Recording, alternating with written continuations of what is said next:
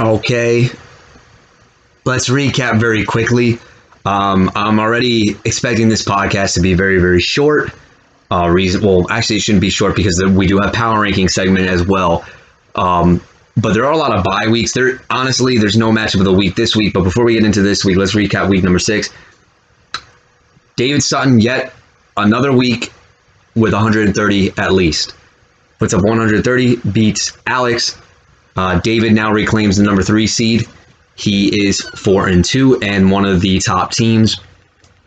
130 is even more impressive when your star running back Alvin Kamara is not even there, and cheat code Cordell Patterson is even there. Not to mention the fact that Mike Williams had a dud game. Yeah, it's pretty impressive. I'll give you that.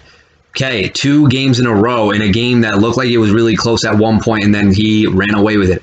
Allen Williams is on fire. 2-game winning streak, 134 to 121.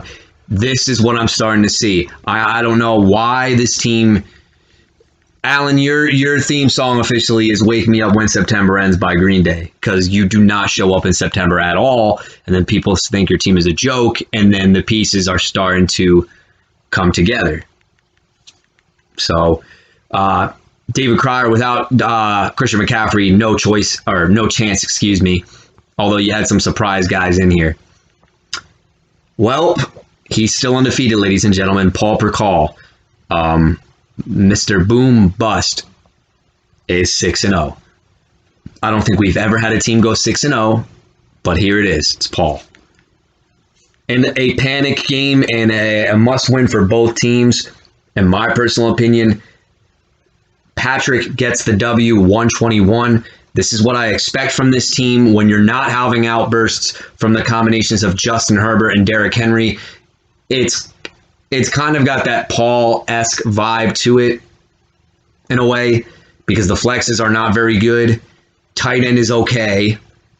Yeah, I'll say it at this point. But if Judy comes back, he's not going to be, or I shouldn't even say that. He'll probably go off if I say that. But yeah, I'm still not, I mean, it was a good win for him to get number 2, but I think harsh looking in the infirmary right now. B Magic. This is the one team that nobody is talking about. 150. Yikes. This is an impressive team. And then, of course, Little Nicky came up big, I guess, Johnny. 139 to 128. And that was your final score in that one. And now, how am I going to break down power rankings? Let's find out.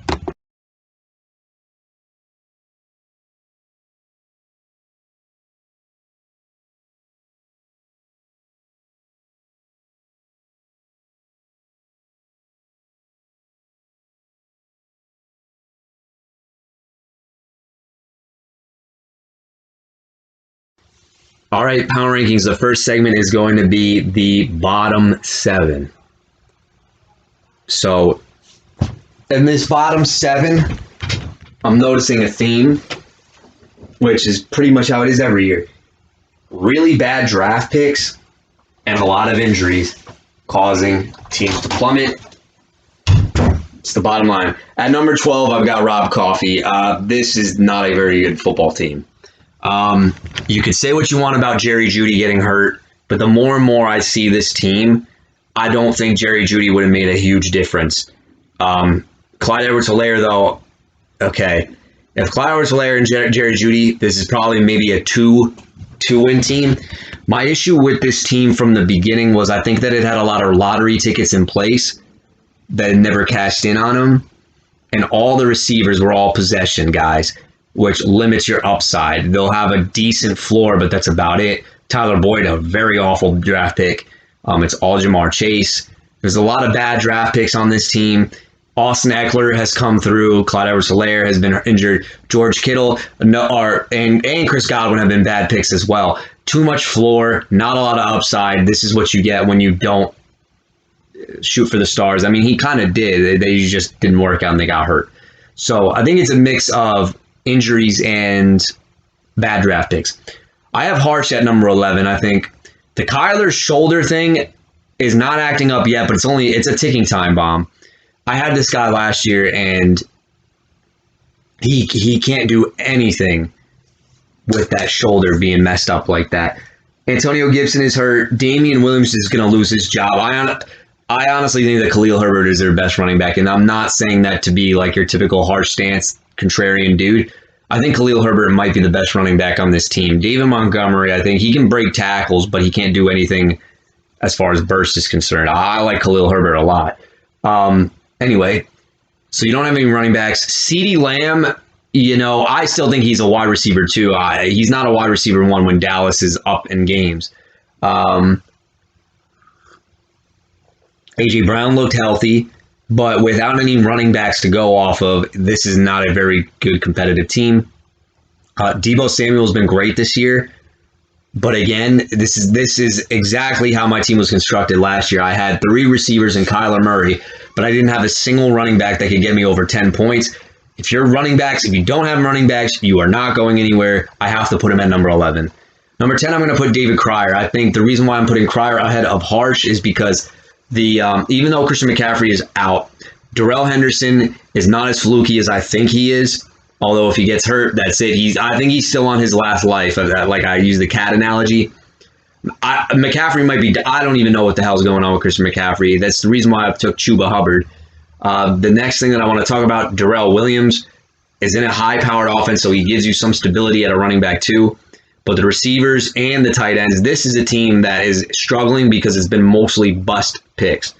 I know Christian McCaffrey is a good pick. Robert was a very bad pick in the second round. Darren Waller. How many times do I got to say it, guys? Don't waste a top 5 pick on a tight end. It's the stupidest thing you could do. There's only one tight end worth that. It's Travis Kelce, and I'm a big Darren Waller fan. Darren Waller, I think next year, if he's in the 5th, 6th round, okay, by no means am I going to have any faults with that. T. Higgins was a bad pick. All these receivers are just very, very bad picks. I'm actually, now that I'm looking at this, I might even have Harsh over Krier. Crier's running backs give him a stability and floor, but that's really about it. Number 9. I got this wrong. Number 9 is actually Alex. I have Alex at number 9. I read my notes wrong. Alex is coming in at number 9. The Barkley injury, I think Barkley will be back. I think Devontae Adams is okay. But the Ravens stack is... Originally, I thought it would be total, worst stack you could ever do. Now I think it's a lot of boom bust. And when you don't have the stability running backs to back up that explosiveness, it's hard to win games. I don't know if you can trade around it, although you've got a guy that went off last week that I would immediately try to sell, and that's Adam Thielen. If I'm in your position right now, I would try to deal Thielen for something else because I don't trust Adam Thielen. This team pains me to say it, but these injuries are killing him every single week. That's Andre. I think Andre's team, I really thought it was like a decent wild card-esque team.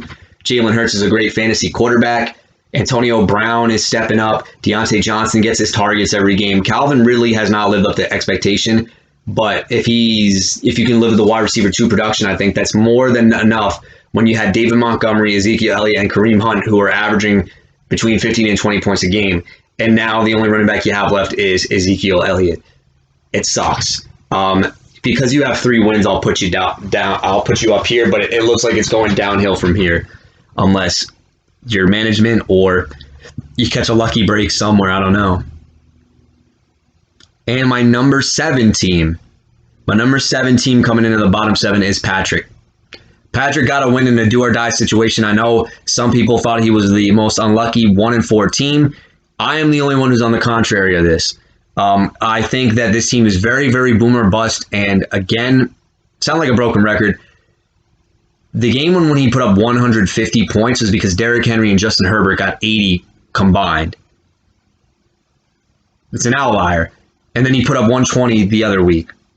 This, again, is very boom bust, but there's more to look at the picture on this team. Herbert, I think, is fine, and Derrick Henry is okay. I think on average, they'll combine for 50, not 80, though, every week. So that gives you 50 points right there, which is cool, I guess. Those are on good weeks, by the way. DeAndre Hopkins and Keenan Allen are no longer in the wide receiver 1 territory range. DeAndre Hopkins is not getting a lot of targets. He's being treated as a tight end. Either A, they are just, all these receivers are suddenly good again, like Christian Kirk, AJ Green, Rondell Moore. or he's either hurt or they're resting him for the playoffs. He's not getting the targets, though. It's the bottom line. He's not getting them. And it seems as if A.J. Green and Christian Kirk have more of the deep threat roles, where Hopkins is more intermediate and like fades and whatnot, because he's got good hands still. Keenan Allen's been the biggest disappointment, though. I think Hopkins, they're actually both disappointments, but the emergence of Mike Williams and this team does not want to focus on Keenan Allen all the time, getting all the targets like he did last year. Well, I said last year the numbers...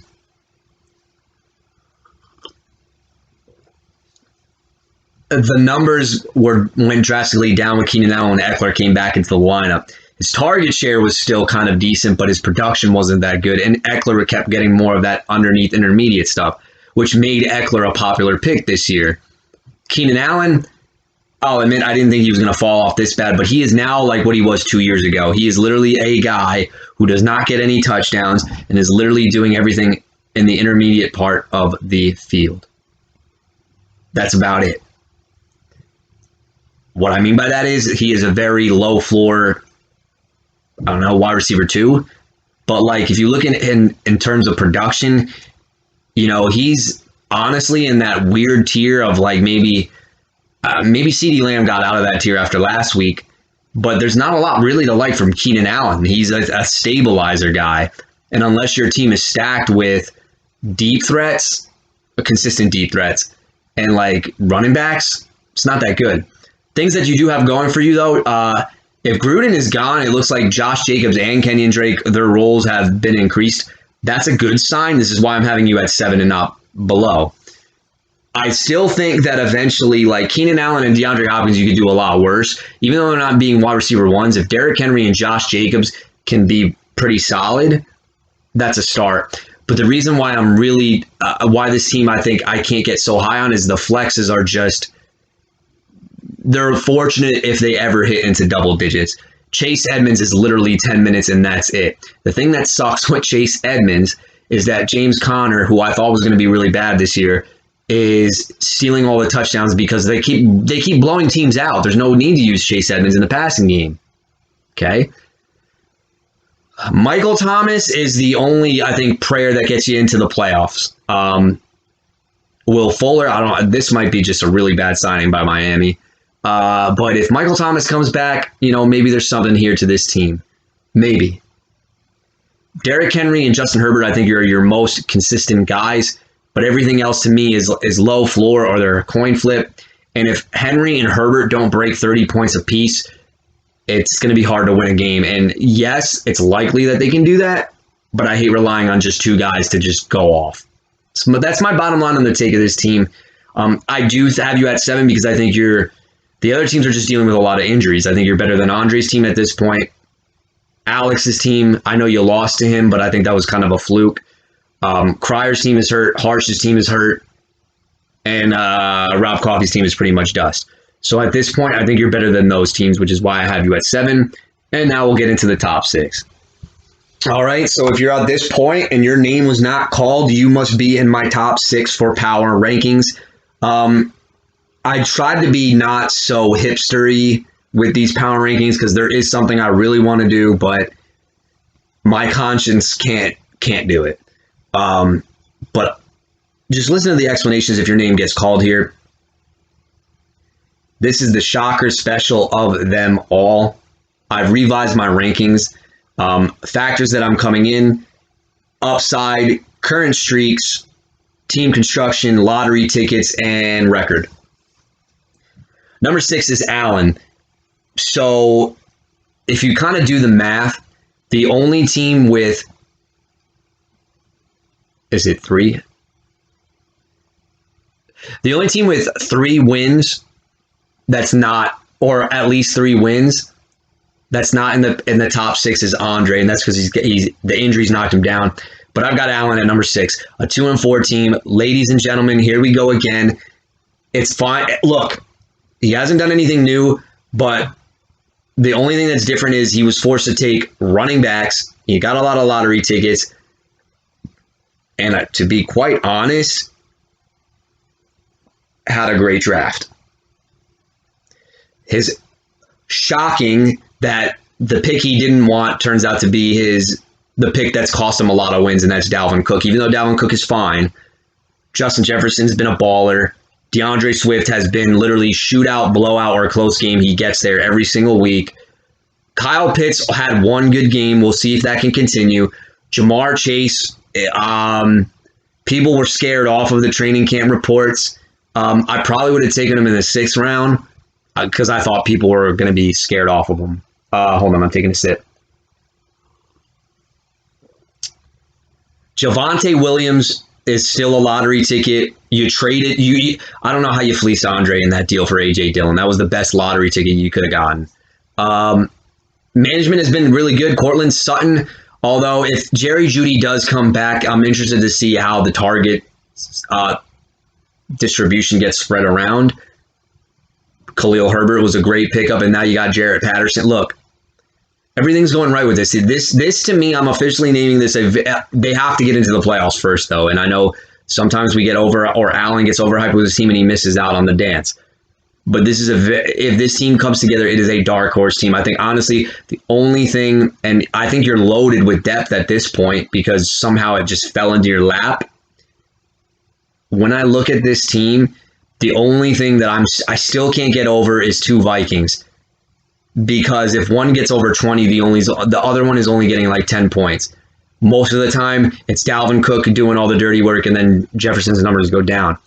I don't know if honestly, if you really want to take that next step, I would get rid of Dalvin Cook just because he's so much of an injury risk. And I told you to go Derrick Henry. If you went Derrick Henry, dude, honestly, dude, I'd give you your money right now.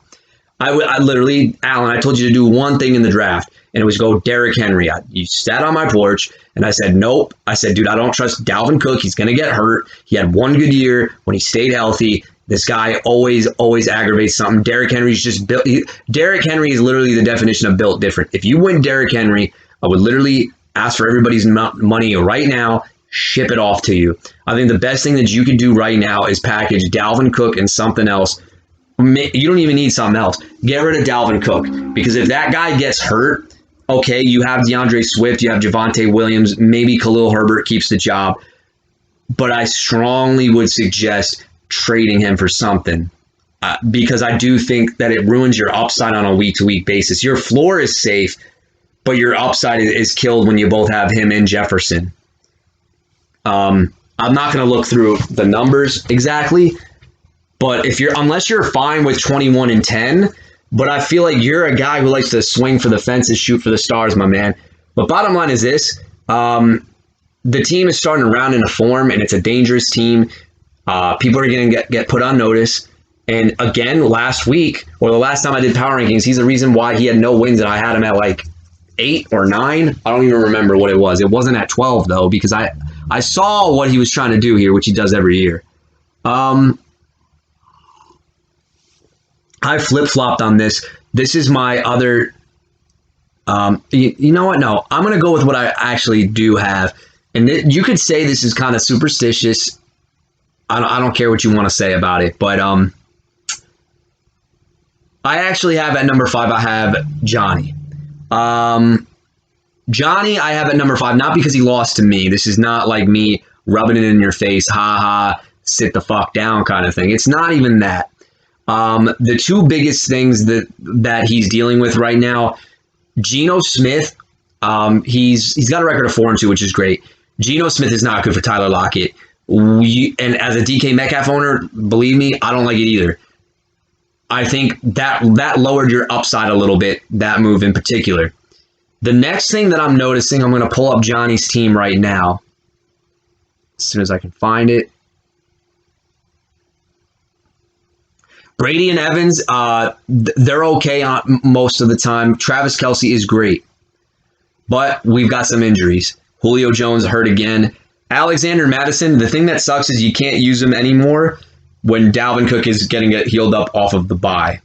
And that leaves your number 2 running back, Damian Harris. Najee Harris is great. Damian Harris, you can only play him when he's in a give-me matchup. I hate guys like this, especially when they don't catch. Damian Harris against the Jets scored 12 points. Saints, tough matchup, 2 points. Tampa, tough matchup, 3 points. Houston, easy matchup, only got you 9. Dallas, he got 17 points. I don't like Damian Harris. Damian Harris, I hate banking on guys who are touchdown or bust. Najee Harris is cool. Travis Kelce, the guys that I'm not worried about, the Buccaneers stack that you got going on in Travis Kelce, but for the time, or in Najee Harris, obviously. But Lockett's value went down. Julio Jones is probably going to retire. I know Beasley had a good game, but I can't trust it. I don't know what Dawson Knox's injury status is. If he's out, Beasley becomes an intriguing play. But if Knox is healthy, there's just a lot of things that he's going to have to fight through for the next few weeks. When Russell Wilson gets back, I think this team comes back to what it normally was. But last flex and the last running back seem to be a little bit of a issue for the time being, which is why I have Johnny in that position. Which leads me to the team that I have at number 4. And this was a toss-up. I think number 3, 4, and 5, I could have gone in any order that I wanted to. For the sake, because most likely this is not a good week for this person, it's B Magic I have at number 4. Again, I think I said this on every match. This is the team that nobody's talking about. Josh Allen, Emmanuel Sanders, Stephon Diggs. You just got to roll all 3 of them out there. They're not going to bust at all. But the thing that I like most about him is that there's a lot to like about this stack, man. I mean, Emmanuel Sanders is the one veteran who is getting it done. Stephon Diggs hasn't been what you would expect, but you could do a lot worse. Amari Cooper to complement Stephon Diggs. James Robinson's got a good floor. Leonard Fournette, look, I guess we got to take it seriously now, guys. This is now 3 weeks in a row where he's been very, very solid. Dalton Schultz, been a really good tight end for fantasy. AJ Green, I don't know when you're ever going to trust him. I know he's hard to trust. But the reason why I don't have you over me is because I don't know the situation with the Nick Chubb injury. I don't know how severe this is going to be. Nobody really knows anything, but you've got a great floor with a lot of, the running backs have worked out for you tremendously, and you've got a good stack to go with it. I think you got an established floor here. And this is the one team that nobody's talking about. And it's proven last year. I know everybody ragged on you for being really lucky, but it proves that you weren't a fluke last year. So congratulations on that end. And spoiler, I don't move anywhere in the power rankings. I have myself at number 3. I am 5-1. Obviously, I'm not leading my division because Paul's in it. But this team had a lot of question marks. And I'll be honest, last 2 weeks it didn't look good. But to bounce back at 139, it's cool. Joe Burrow is spot starting for my roster. Cooper Kupp is the best player not named Derrick Henry in fantasy football, so he's been a pleasant surprise. I'm expecting if Tua stays healthy, I think Waddle will be okay. Aaron Jones is Aaron Jones. Chuba Hubbard was the lottery ticket that has really made a lot of this work out as far as setup is concerned, because I was unfortunately banking on a Christian McCaffrey injury, and it seems like he's carried the workload very fine. Metcalf is going to be very boring. Metcalf and Allen Robinson might be the same person the next 2 weeks, which I'm not happy about. Mike Davis is boring, but you could do a lot worse with your last flex. Guys who haven't panned out, Allen Robinson, I hate saying his name every single freaking day. Marquez Callaway, I have high hopes for still. I think I'm seeing a lot of nice things, but I can't trust them just yet. Trey Sermon has not worked out. It looks like we're going to need an Elijah Mitchell injury for that to happen, which is completely frustrating. But the things why, it's a 5-1 record. We have a B Magic team that's crippled coming up this week. So projections would indicate I would go on to 6-1, which, if you're starting out 6-1, I don't know anybody in the world who would pass up that opportunity. So we're very fortunate. Okay, I'm sorry. I really want to put this person at number 1, but I'd be a fool not to put a 6-0 team at number 1. David, it doesn't matter. Every single week when guys don't step up, somebody else does step up, and this team hits up 130. I'm going to just throw it out here. Who is your starting quarterback? Oh, Dak. Dak's been great. DJ Moore, McLaurin makes me a little bit nervous because lingering hamstring injuries, I honestly hate. keep your fingers crossed there's no IR stint. DJ Moore is awesome. Even the games where he has been really quiet the last 2 weeks, 7 targets, 13 targets. Alpha status. If you're frustrated, know who to call. Oh, my baby back. Not talking about ribs. Joe Mixon is literally the definition of a bully. He beats up on the teams that are crap. The teams that are better than the Cincinnati Bengals, he's not going to do much. So you know what you're getting there. But the secret weapon has to have been Cordell Patterson. I have no idea what you're going to do with this guy because he is intriguing in our league especially. You can play him anywhere, and he seems to be double digits every single freaking week. The fact that Arthur Smith said he has him on his fantasy team makes me realize that I almost said MFer, that this guy is going to be involved moving forward. Alvin Kamara is Alvin Kamara. You have guys on a bye right now, and your bench is start worthy. Murray, Mike Williams, Dak Prescott, Brandon Ayuk, Samaje Perine is a handcuff, Quez Watkins. I don't know why you have Jalen Guyton. But, and Hawkinson's good for a tight end. This is a great, well-rounded team. And honestly, Brandon Cooks, yeah, whatever, but I honestly think unless you're drunk and you make like a stupid move, you can either stay put with this team or look to upgrade it. And I think I stand by any of your decisions. The guys, if there was somebody willing to buy, because it's hard to sell somebody on an injury unless they're like the elite tier guys, because I hate buying guys off of injuries. But there are a lot of guys to, quote unquote, sell. And there's a lot of guys that I'm buying on this team. And I think if you make the right package, you could definitely go somewhere. This is a nice team. Sorry, I know I sound like a broken record, but yeah, I really like this team. I honestly think this should be number 1 because it's shown the most consistency throughout, I think, any team, really. It hasn't had any dud weeks, at least that I can remember. All right, here you are, baby. 6-0. I don't remember anybody who's ever started 6-0 in this league before. I will throw it out here if you want to say, okay, yeah, but this is not a legit 6-0 team. Let's pump the brakes for a minute.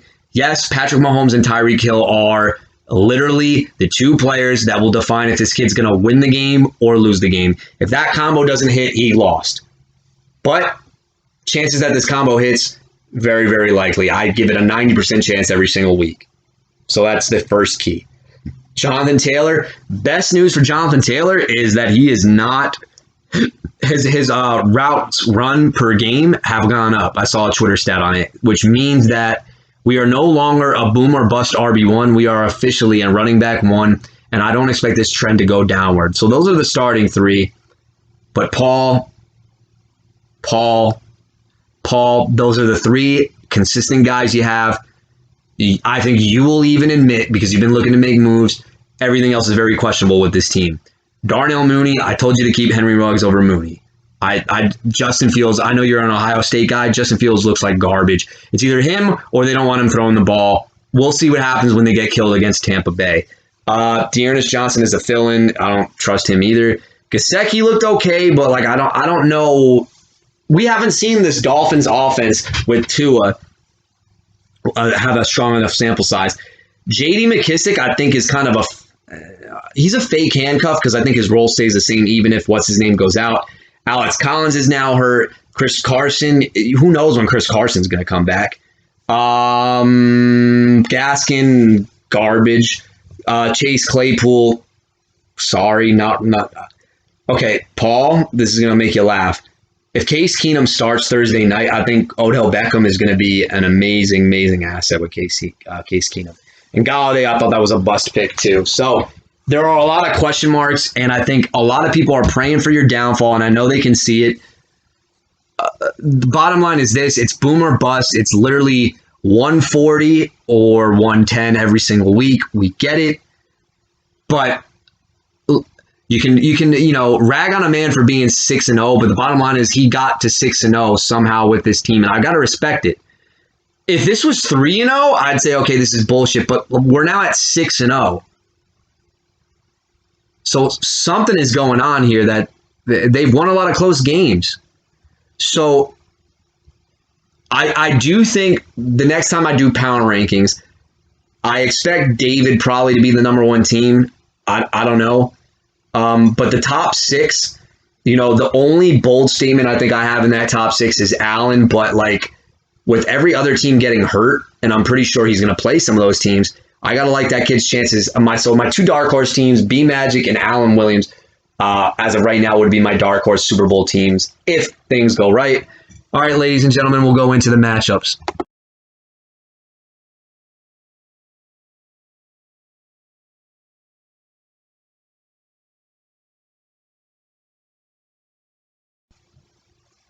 So I look at this matchup, and on paper, I could have given this an easy W to Johnny.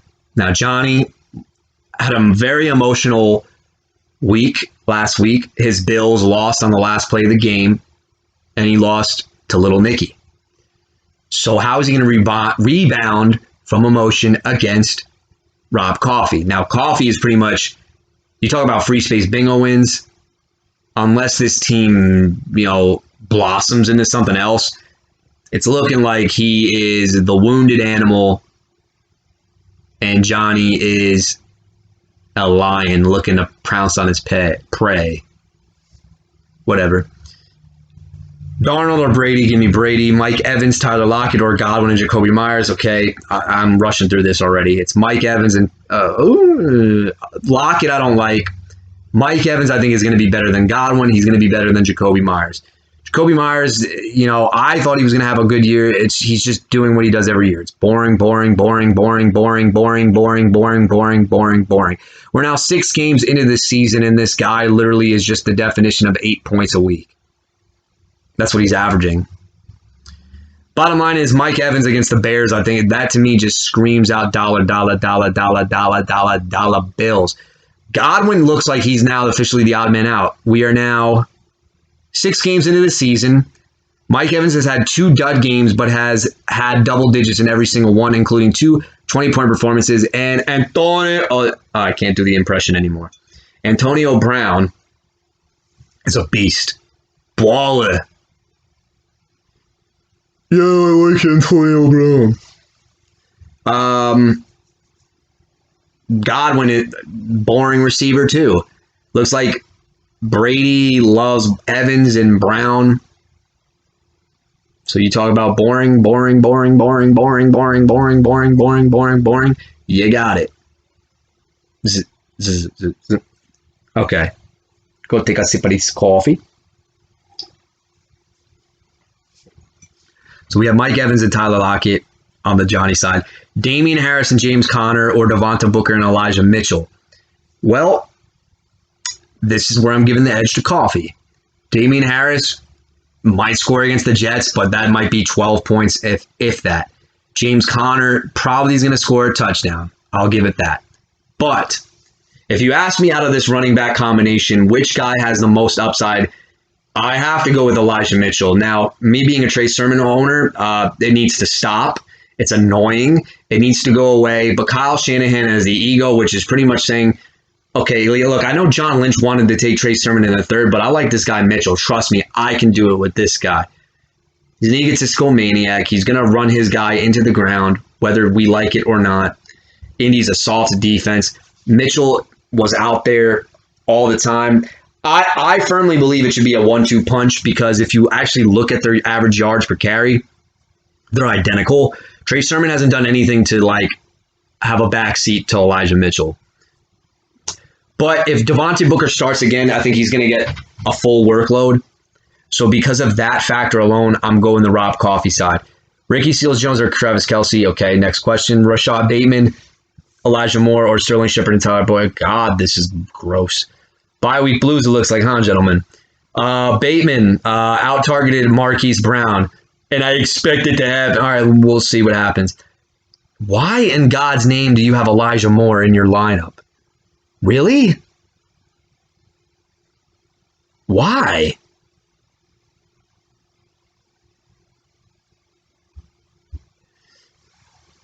I don't know what you're seeing in this. Bottom line is this: unless Jamison Crowder gets cut or he goes, I don't think Elijah Moore is going to be of any use. Moore is supposed to be our slot receiver guy. He can't play on the outside, and the coaching staff likes Jamison Crowder. Yeah, give me the Coffey side by far. Actually, Boyd sucks, but Sterling Shepard, if Tony's in or not, I think he's going to get a lot of catches. Miami D or New England D? New England. Why is Miami D start? Miami D is garbage, dude. Okay, so this has the makings of a trap game. Brady, Evans, and Kelsey really need to step their you know what up, Johnny, because believe it or not, Coffey's running backs could do some damage. Sterling Shepard, I don't like Darnold though. Luckily for you, Johnny, I think you escaped with a win in this one, simply because Coffey would need Elijah Mitchell and Booker to get like 40 plus. That's asking a lot. Johnny, I think the Tom Brady to Mike Evans combo alone, I think, is the reason why you win this one, really. I think this is a very unenthusiastic game. I'm going to go Johnny 113, and I'm going to go Rob Coffey 97.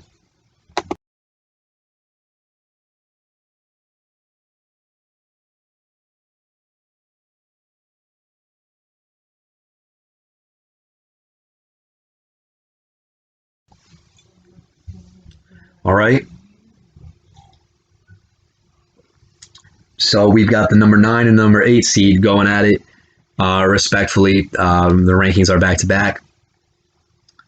So one of the teams that is on a hot streak, 2 in a row, that's Allen. And if you get to play against Allen, you want him in September. You don't. Usually you can survive in October, but once the calendar turns November and December, that's not when you want to play Allen. Well, sorry to be the bearer of bad news, but this team is heating up earlier than expected. And Alex, I don't know, maybe the harsh curse is kind of still there. I don't know. Maybe the curse teased with you that one week.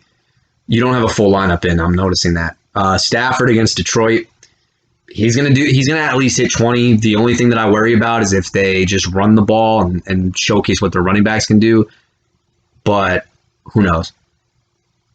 Lamar Jackson against Cincinnati, though. I'll go Lamar.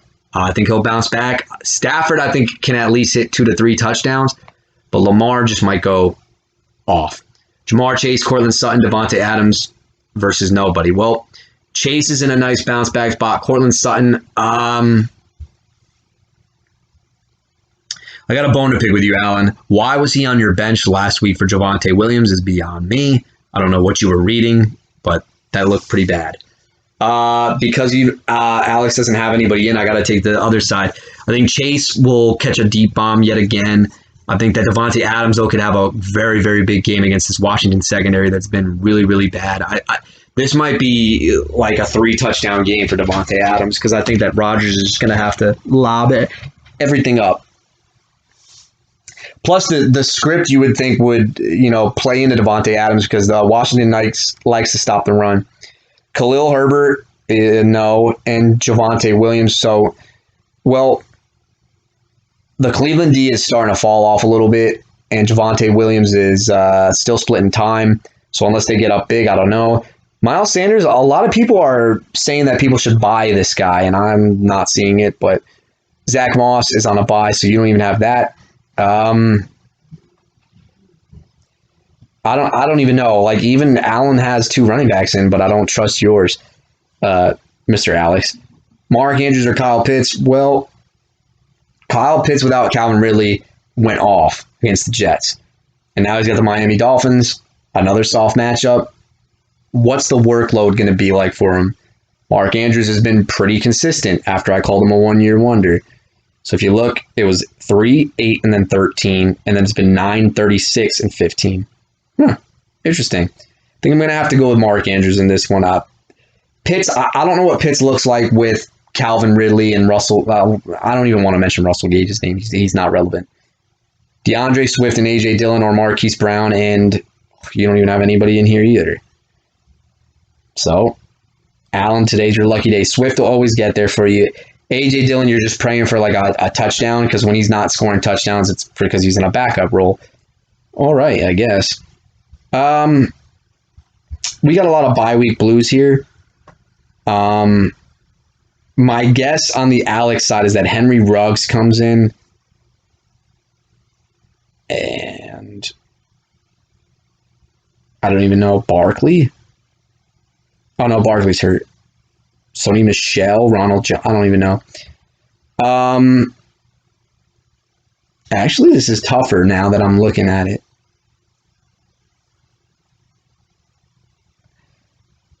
Alan, I think because you don't have Dalvin Cook and Justin Jefferson, at least one of them to go with this combination, now that I'm looking at it, because I think Adams goes off, I think you just, honestly, Alan, you need to make sure that Lamar doesn't go off, because unless it's all to Rashad Bateman, but boy, oh boy, why does everybody have buys on the same week? Like, these teams look gross. So it's either I'm going with the Baltimore stack or I'm going against it is what it comes down to. Because I like Stafford, I like Chase, but Allen, everything else on your team is kind of a coin flip. I'm going with the Alex side, actually. Allen, I didn't know your bye week blues were this bad, buddy. But even when Alex doesn't have Adam Thielen, he still has the Ravens stack to go with Devontae Adams. And I think that alone, even if Chase was to go off, I don't think you have enough firepower this week to kind of combat that. I think that's the biggest difference. Matchup. So, Allen, if you're really trying to get that streak going, you should probably trade somebody, a.k.a. Magic. I'm just going to end this really quick, short, and abrupt. Because unless a trade gets done, which I don't, honestly, I'm not saying this because it's just me, but knowing that your whole team's on a bye and you're mentally could say to yourself, okay, I'll just lose this week and then get everybody back the next week. When you have a winning record, it's a sacrifice, but there's people that are in a lot worse positions. Because if you kind of think about it, Andre has 3 wins, who's the next closest to you, and he's dealing with injuries, and everybody else got like 2 wins. So B-Magic, obviously, you're just kind of throwing darts. And you can't drop a lot of guys either. I know you still need a defense, but Matt Ryan, AJ Green, Jarvis Landry, Leonard Fournette, Melvin Gordon, John Smith, Duvernay, and Josh Gordon. So it's a weird setup. I don't really want to spend any time on this because I know, I'm not going to come out here and say like, oh well, this guy's not going to do anything. Well, this is the hand you were dealt with based on bye weeks.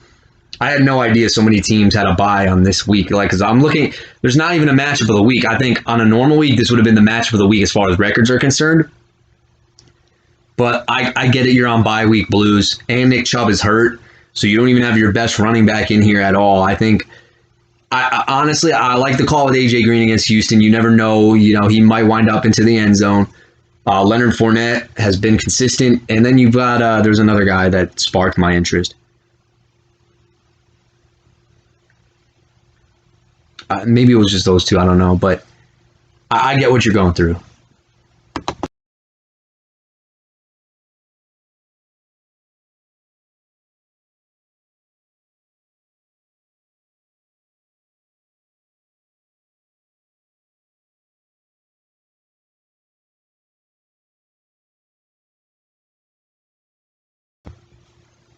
All right. Well, Patrick. You might be at win number 2 in a row against a very beat up Android. Tua or Jalen Hurts, give me the better quarterback, Jalen Hurts. Antonio Brown. Oh, can't do it. Antonio Brown, Calvin Ridley, Hopkins, or Renfro. Brown and Ridley. That's not even close. Bernard and Stevenson combined will not get even like a half the amount of what Derrick Henry will do. And Josh Jacobs is just an extra kill shot. Noah Fant over Evan Ingram, I'll give you that. Devonta Freeman, McCall Hardman, Chase Edmonds, what is with you and Deontay Harris? He's been actually kind of flory, but I would not want my game to be decided on a Deontay Harris, whatever. Hardman is starting to get a okay role, but it's not anything that's making any impact right now. So, God, this is gross. Whatever. It's a draw. I don't like any of these options. Arizona or Las Vegas. Give me Arizona. Well, okay. So the case to be made for Andre, Jalen Hurts, Antonio Brown, Calvin Ridley, and the Cardinals defense. They have to have really good games. If those three don't, Andre's going to put up like 60 points. Patrick, I know you got some bye week blues as well. Tua, I almost claimed for Tua. I don't trust Tua. But I think Derrick Henry alone, everybody on your team could get 5 points. If Derrick Henry does what he does, I still think he'll probably beat Andre. He's dealing with a lot right now. Well, Patrick, I know you have bye week blues, and I know you've been listening to the podcast, and you know that I would say it's boom or bust. I will say this, okay? I think you're very fortunate that you're playing a beat-up Andre team right now with no Ezekiel Elliott, because I think with the exception of Derrick Henry and Josh Jacobs, I think it's going to be tough to find points in this one. Guys, I do apologize, but these matchups are not exciting with all these bye week blues, so I'm speeding through them. Patrick, you'll get your second one in a row.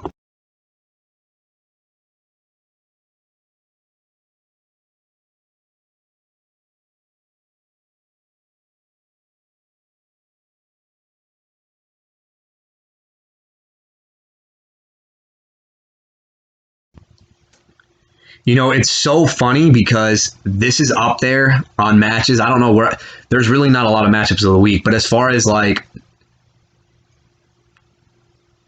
I don't want to use the word evenly matched, but every matchup I've done so far is bye week blues, or it's just like going to be a blowout because the other team doesn't have any buys. This one actually looks really interesting though, and we could be looking at a trap game scenario possibly. Aaron Rodgers or crab legs himself, Jameis Winston. David, I got to say, that was phenomenal picking Jameis Winston up because I didn't know what quarterbacks were going to get claimed. And obviously, you could have just picked him up. I honestly probably would have picked him up. I don't know why I didn't. But give me Rodgers.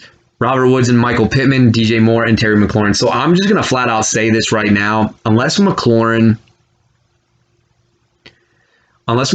is severely hurt, I think this is a great bounce back spot for every receiver, with the exception of maybe Robert Woods. I think he got pissed off, and Sean McVay told him, he said, look, just throw it to him. And then he went back to Cooper Kupp. I think Pittman bounces back. I think Moore bounces back. McLaurin is the only guy that I'm a little hesitant on. Let me check his status right now. Okay. So, since he's been diagnosed with a hamstring pull, not good. And he's held out of practice again. As much as I think DJ Moore is going to bounce back, I think I'll go Michael Pittman and Robert Woods. Robert Woods might get bailed out with some touchdown like he did last week. But again, I don't know how many times the Rams have to throw the ball. But because McLaurin's injury makes me a little nervous, I actually am going to take the advantage on the Krier side. Darrell Henderson and Darrell Williams versus Joe Mixon and Cordell Patterson. This is an exciting matchup. So Mixon, historically against the Ravens, does not do well. Cordell Patterson, does this secret weapon continue to kind of be what he is, a secret weapon? Or can Darrell Henderson Jr. and Darrell Williams? Bottom line is this. Henderson and Williams have the better matchups. And I hate to say it, that's what I'm going off of.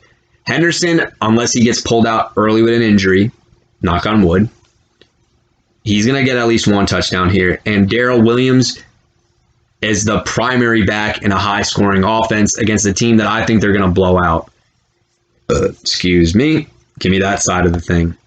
Darren Waller or TJ Hawkinson. Well, after week one, I think this was a slam dunk. But Darren Waller is looking like your everyday mid-round tight end instead of what we thought we were getting. Since his 21-point performance, 9, 7, 13, 6, 8. Ladies and gentlemen, this is the reason why you do not take a tight end in the top 5 rounds.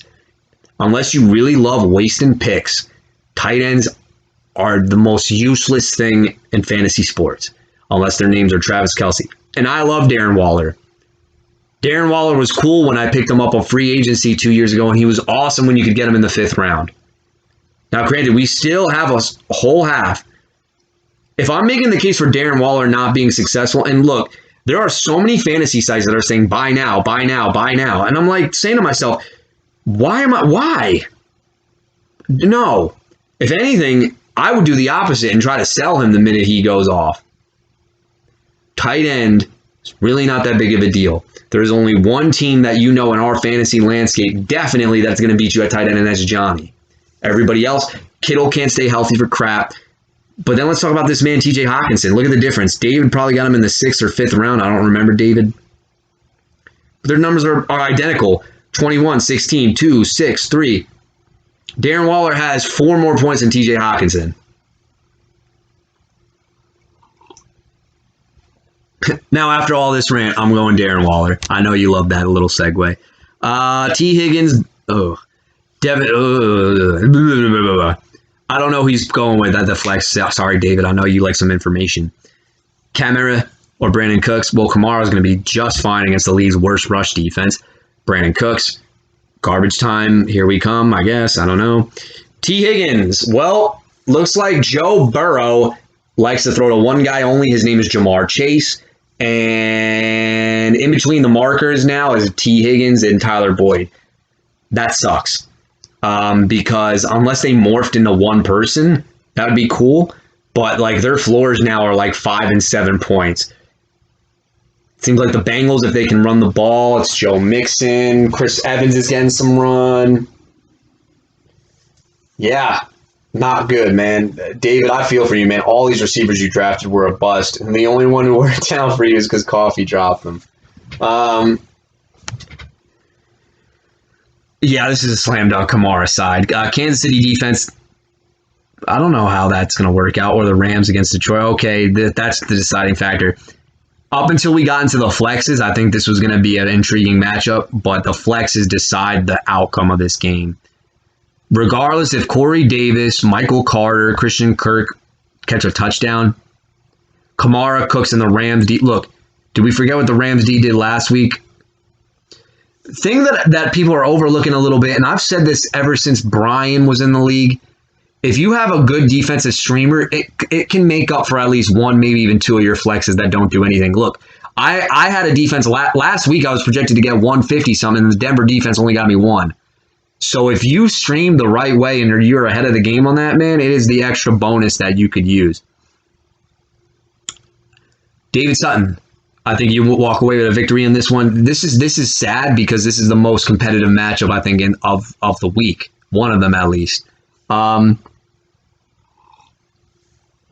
If I'm picking against David Sutton, it's because McLaurin is ruled out or is not effective. Jameis doesn't throw for any touchdowns, and it's Kamara. DJ Moore doesn't do anything. I think Henderson and Darrell Williams are the only 2 guys that are going to make you really nervous. But David would need Rodgers to go all out. Rodgers, Woods, Pittman, Henderson, Darrell Williams, they have to get at least 15 apiece. Okay? Look, David, I'm trying, I don't know, it doesn't matter which David I was referring to in this one. I'm trying very hard to make a case in a very boring week of matchups. But if Rodgers hits 27 to 30, Woods, Pittman, Henderson, Darrell Williams all get you 15 or above, you've got a chance. But if any of that combination does not do, and you know what, we'll throw Waller in there as well. If that doesn't happen, it's a wrap because your flexes aren't going to do anything. The thing with David Sutton, it's floor mixed with upside, so you got to bring your A game. There's no Mike Williams either, which you got to capitalize on that. But like I said, if your top 4 guys don't get 15 or above, sayonara. I got to go David Sutton.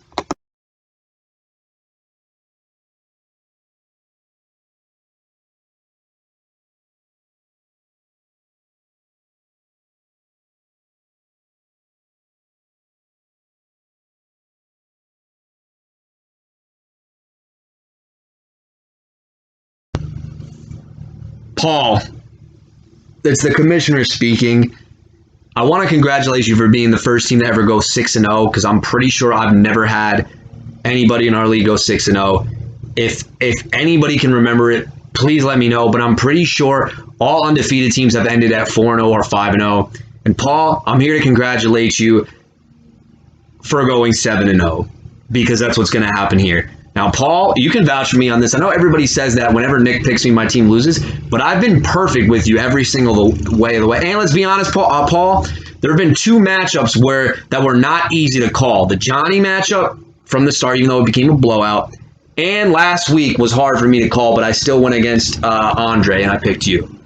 So there is no such thing as a Nick curse. And I picked David Sutton in a lot of times. I guess Krier is the only one that it might affect. And I have nothing against Krier. Okay. Harsh. I don't even know what. Look, guys, I'm only putting this as the match of the week because I want to. We've never had a team go 7-0. Paul, this is just me paying homage to what's about to happen. You're probably listening to this and goes, "No, he's not doing this right now." And Harsh is probably laughing his ass off listening to this. But this is impressive. Paul, I know everybody is hating on your team, but this is what you do every single year. I don't even know if it's strength of schedule. It's probably not. But, I'll give the man some props. I'm not hating on it. Time to call a matchup. Patrick Mahomes, Tyreek Hill, Kyler Murray, Devonta Smith. Well, I guess all it took was for Yahoo Fantasy to see that Kyler Murray got another 30-point game, and now he's projected to be back in 30. His projections have been down since that 18-point performance, 26, 27, and 26. Now they're back into the 30s. Well, Murray supposed to have this shoulder injury, but he's very touchdown dependent now. And honestly, if I'm looking at the box score, he's not rushing as much as he did for me last year. So I think, the clock is ticking on Mr. Kyler Murray. The shoulder injury, look, I don't know. We haven't had any reports. It was the first time he was on, he only threw for 229 yards. It's not a lot. And he didn't run for a lot. It was just all touchdown efficient because I think they were in good field positions because Baker was just awful last week. But enough of that. I got to go Patty Mahomes, the number 1 ranked player in fantasy. Mahomes against Tennessee. I would be shocked if this is not his highest scoring game of the season. I'm just going to say it. Tyreek Hill is going to go over the top as well, and that alone is just going to probably make Paul win, but I want to call a game. Devonta Smith. I smell a bounce back for Mr. Smith against the Vegas Raiders. Kadarius Toney. He's already listed as doubtful, so there goes that. Darnell Mooney. Paul, as an Allen Robinson owner, I honestly hate Justin Fields with a passion. I don't even know if I hate him or Matt Nagy, but honestly, Allen Robinson still looks good on tape. I think it's just more so of Justin Fields not knowing how to read the defense. I don't like Mooney. I didn't understand the hype and where he was getting taken, but this is a very leaky Tampa Bay secondary, and he is the quote unquote deep threat. We've seen stranger things. Jonathan Taylor. Wait a minute. Oh, you have Dearness Johnson. Okay, both Cleveland backs. Gibson. What's the status on Mr. Gibson?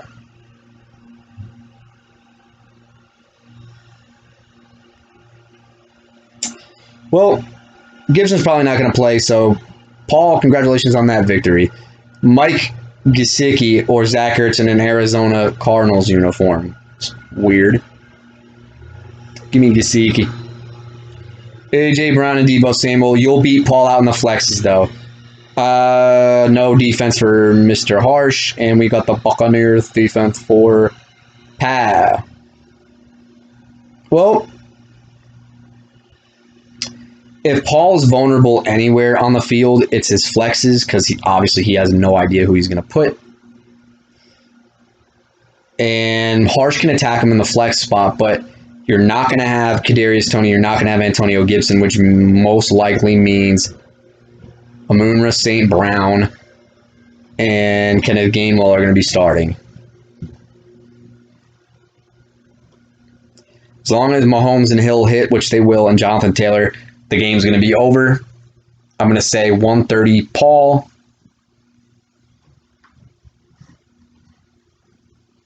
I don't know, 85 Harsh.